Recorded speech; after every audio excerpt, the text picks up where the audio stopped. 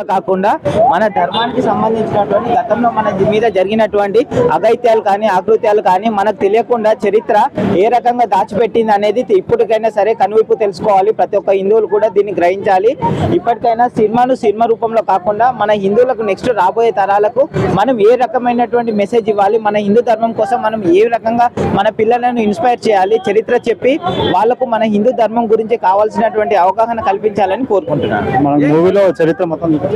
లేదండి, చాలా చాలా తక్కువ చూపించారు. కొన్ని చూపించినంత వరకు మాత్రం చాలా క్లారిటీగా చాలా క్రిస్టల్ క్లియర్ గా చూపించడం జరిగింది. చంపాజీ మీద జరిగినటువంటి ఇంకా చరిత్రలో చాలా వరకు హైడ్ చేయడం జరిగింది. అది ఈ మాత్రమైనా తెలియడం అనేది ఇప్పటి తరానికి ఒక రకంగా గొప్ప అవకాశం అనే అనుకోవాలి.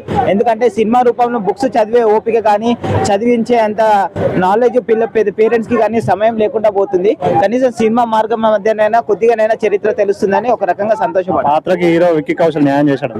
100కి 110% పాత్రలో నటించడం కాదండి, తను ఏకంగా జీవించడం అనేది జరిగిందండి. 100% న్యాయం చేయడం జరిగింది.